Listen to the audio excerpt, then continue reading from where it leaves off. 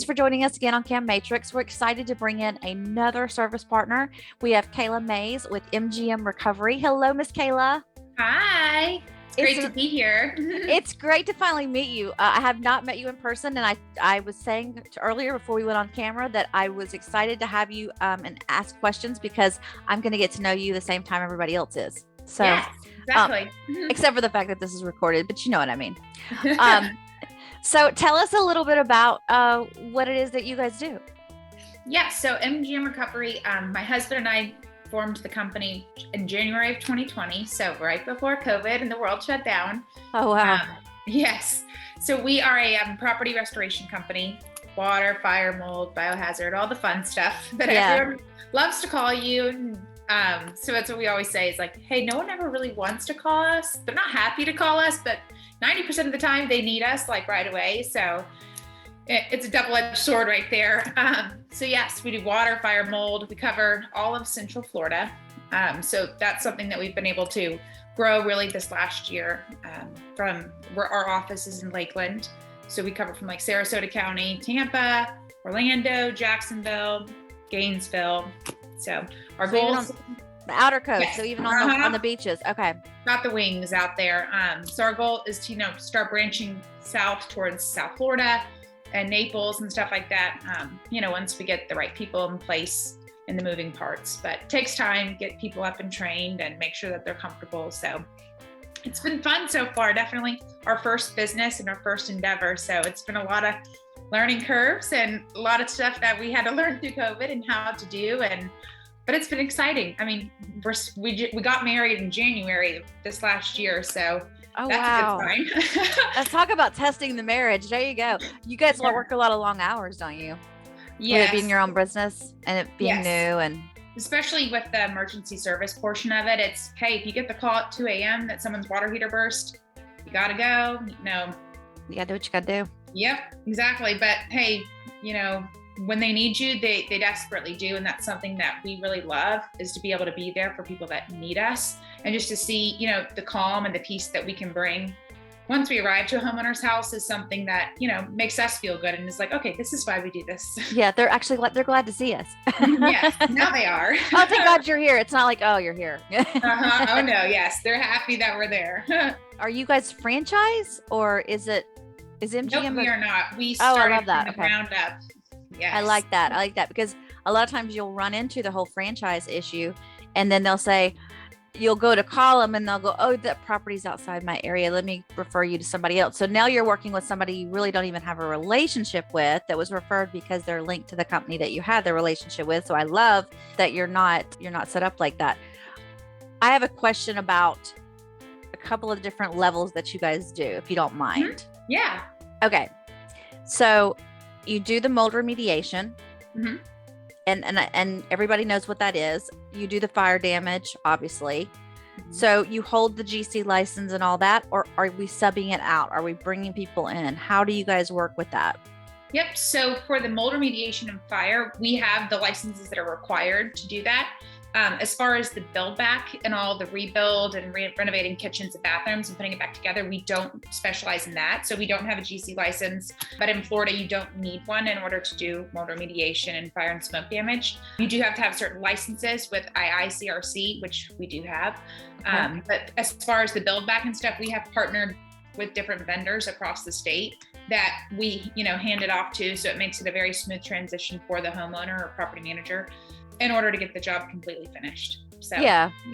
You're in the mix with them. It's not just you going, oh, okay, we have to call somebody else. You're like, no, we'll get them for you. We'll help you, What about the bio cleaning? And if anybody doesn't know what bio cleaning is, that means, and if you've ever had this happen to you, you will never forget it probably.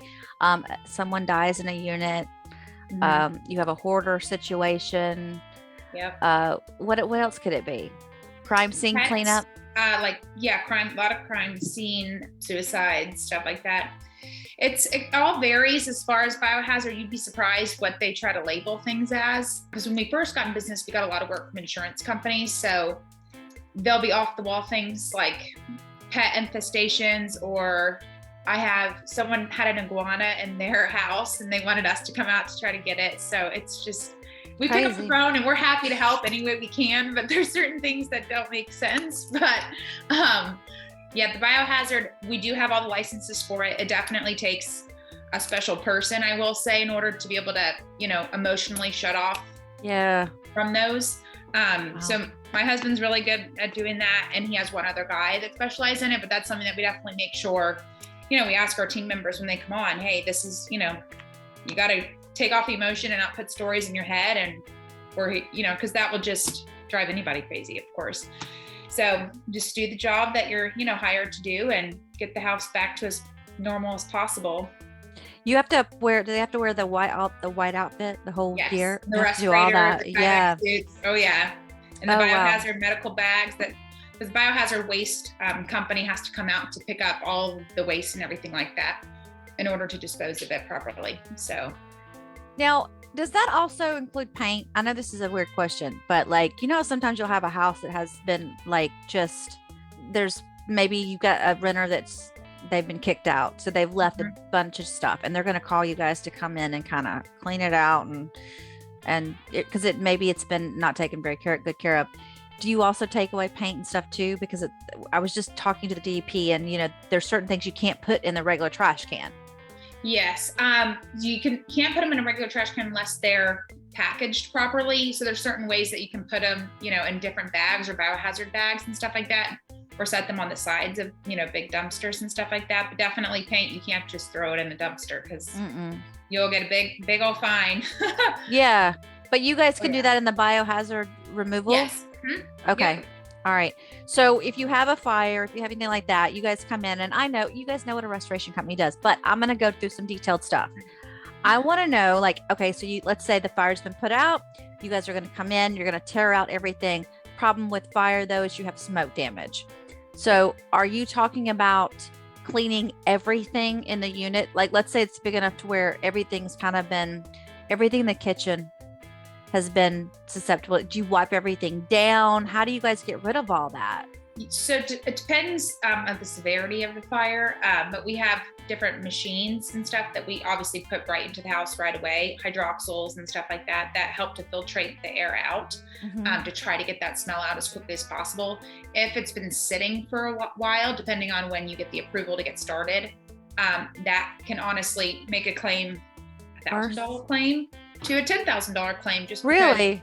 Yes, because once it sits there, the soot starts eating at the building materials, and tile floor that you thought was going to be able to stay, now all of a sudden it's deteriorated on itself, and the soot's ate at it, and it has to be brought up, and then you have to pay to put it back down. So I didn't know that. For fires, the quicker that you get on it and start cleaning it up, the better it will be in the end, and cost a lot less. But if it sits, you got to rip it out completely to the studs. Still, you got to have those machines and the air filtration machines going on 24/7. And that will get the smoke smell out.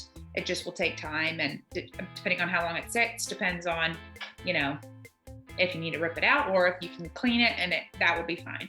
Yeah. And that's a horrible smell too. And then if it gets into, it could also get into other units as well. So then you're having to deal with more than one unit.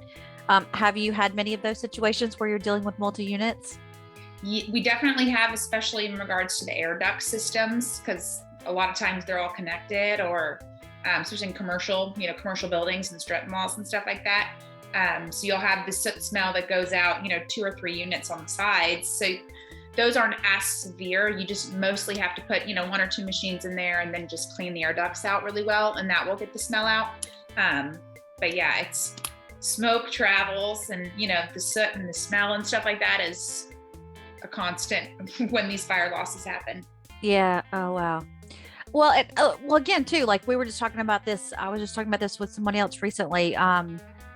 If you had somebody that left a home and they were smokers, and they were leaving the home and they wanted to have it freshened up or whatever before they left, you guys could probably help with that too, because it's kind of a similar situation. Yep. And most of the time with that, because before this, I was also in real estate. So we had a couple of those where we would run into it, and we would encourage, homeowners or property managers to rip out the carpet. If there's carpeting in it, the smell is how long the machines are going to have to sit in there, for how long, the person smoked in the house or something like that.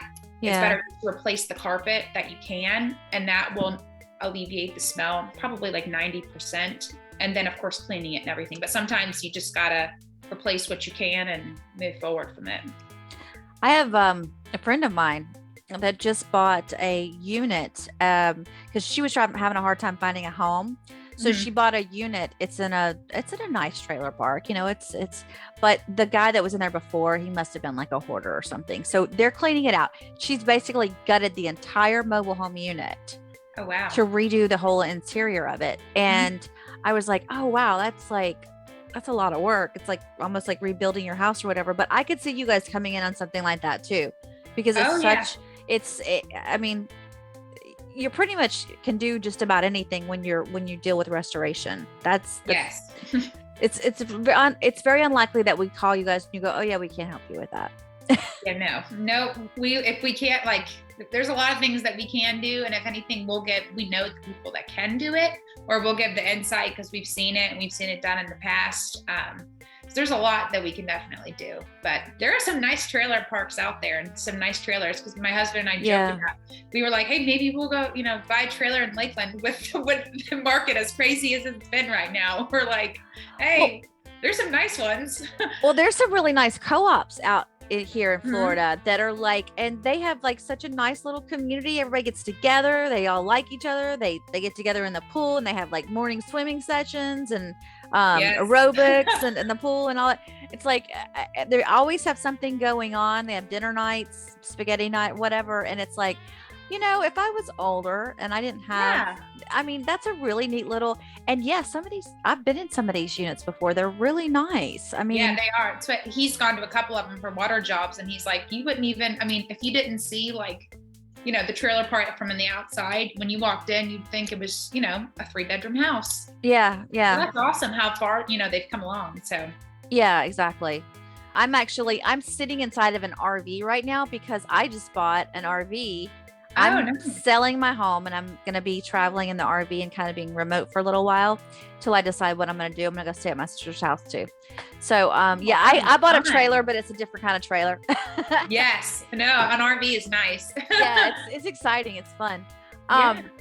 So what is the biggest misconception, do you think, about restoration, or what's like one of the biggest questions you get from managers? Probably how quickly we can get out there. Because a lot of times, people will say, because for us, water and fire are true emergencies. So we have 7 guys on our field team, and we have them stationed all around our wings of Florida. And so our guys can get out to any true emergency within an hour. So if if you have water pouring out your front door, our guys will talk you through how to turn off the water, and regardless of where they are, if they need to send another guy that's with them to the job, is how quickly you can get out there. Because a lot of companies, and we've heard, and when we went to the Dallas ice storm, a lot of times they're like, oh, we can't get out there till next week or 4 or 5 days. And we're like, this stuff will mull over, or, you got to move on this stuff. This is not true. You can't wait. I mean, I know it's 7 p.m., but hey, you got to go. Yeah. Wait till 7 a.m. because you want to. So I'd say the time of what a lot of vendors tell homeowners and property managers before they get out there is time is of the essence, and it is important, and they can get out there if you make it a priority to them that, hey, you want them out there tonight or within the next, hour or two. That's probably what I would say, because it's shocking how much they're like, oh, can you just come next week? And we're like, you have standing water in there? You might have now. Okay, you have standing water and you want us to know. Okay. Yeah. So have you ever been around a water pipe burst? Not a water pipe. A water heater, like what I'm talking about. Mm-hmm. How is that different than just like let's say a plumbing issue or something? Water heaters, they have a time. So they're usually good for about 10 years, 10 to 15, you're pushing it.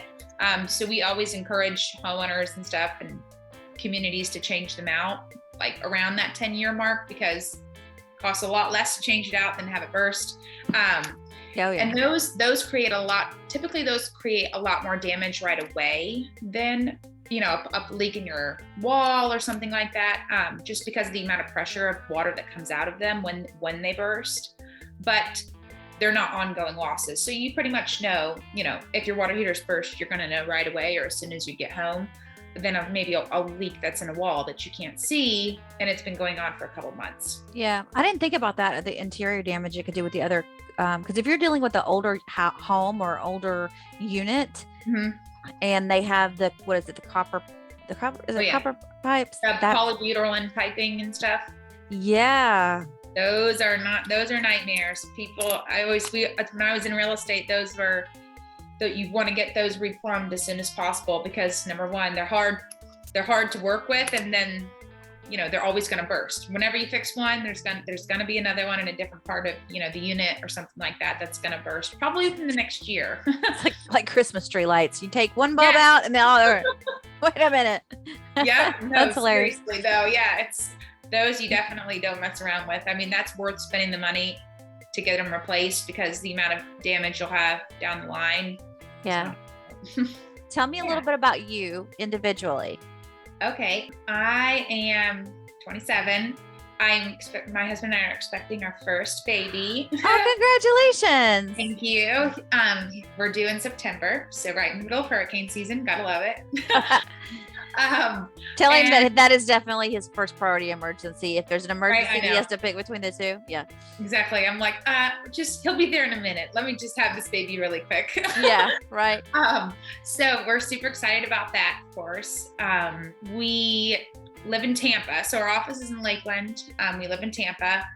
We used to live in South Florida for a smaller restoration company. That's where we came from.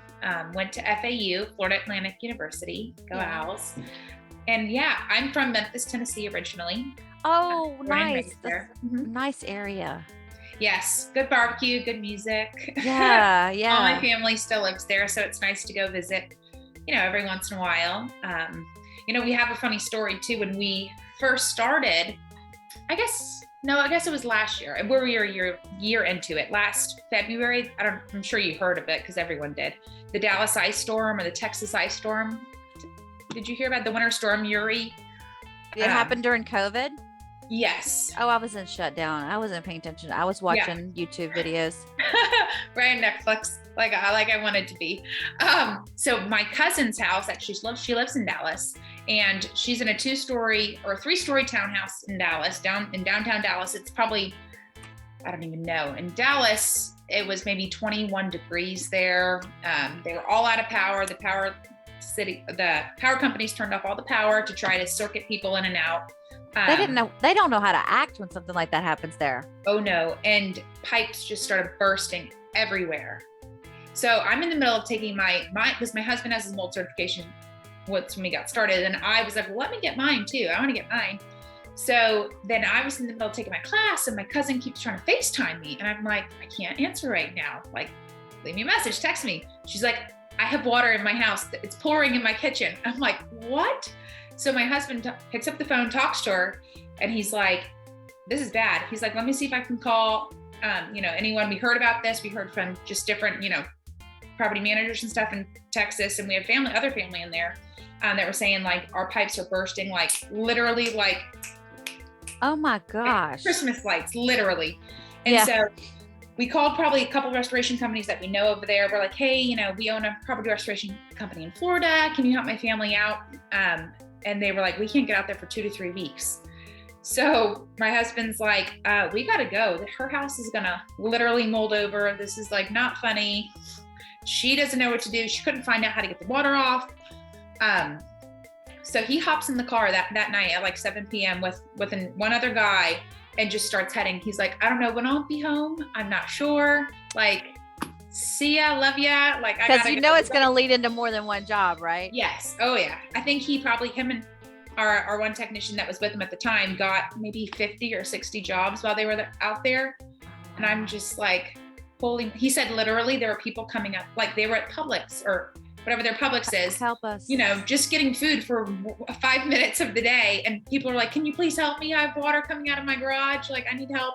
It was insane. It was so heartbreaking. But I mean, he was like, we needed 10 more of us. Like, we needed so much more help. So seeing that and being able to our one truck or two trucks that we brought out there, because we ended up bringing another one out there, was actually able to help a lot of people when they needed it.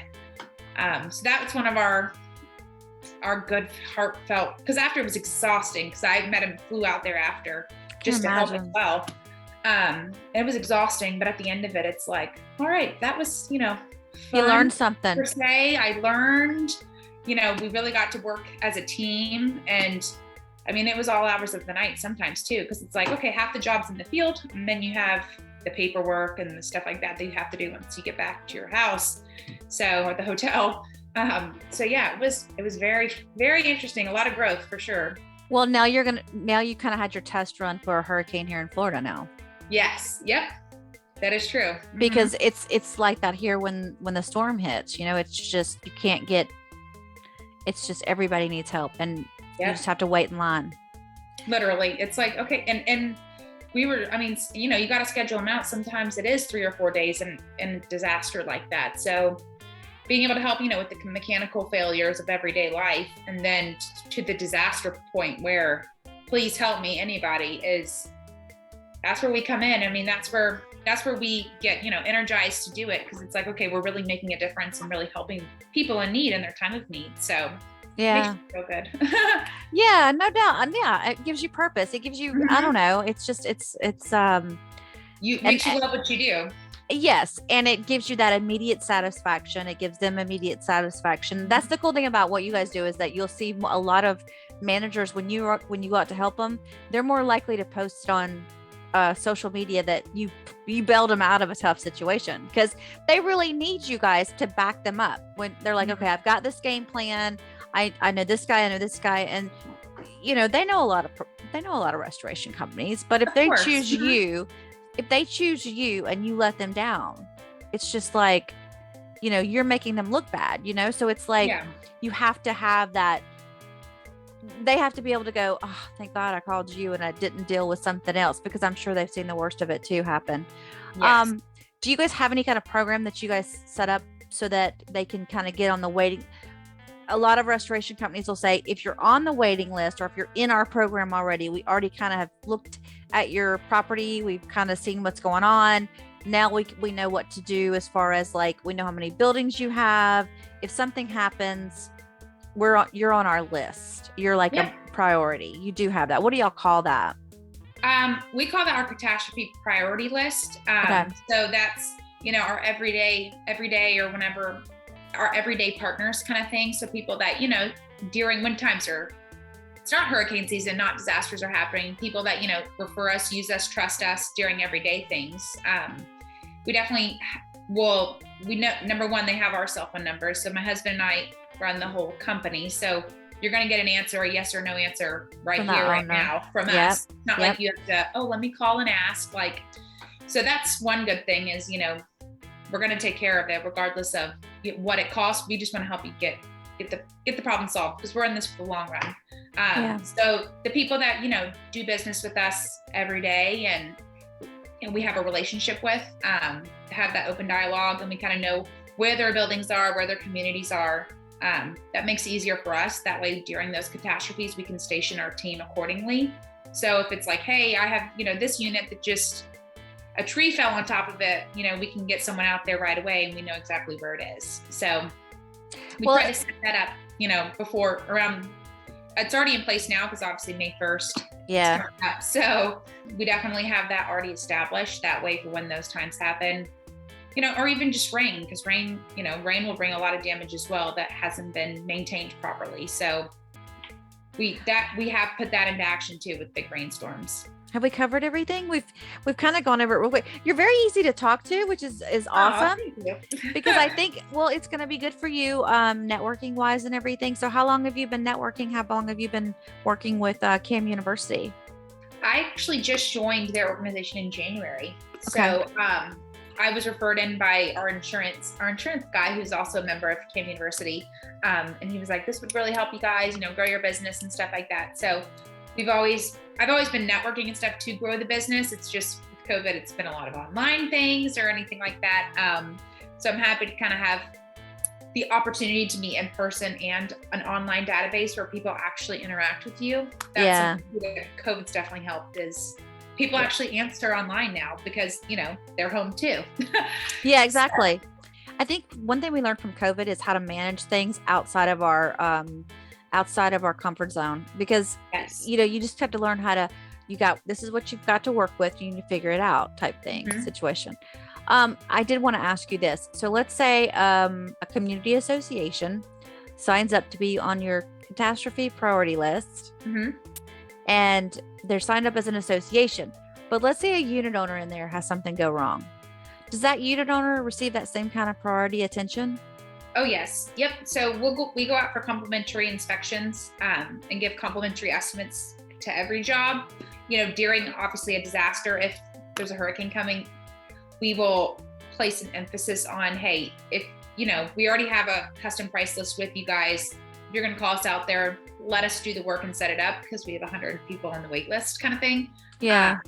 But definitely during, catastrophe or everyday things, we'll go out for complimentary inspections and estimates and just give the eyes and ears and peace of mind, that people need.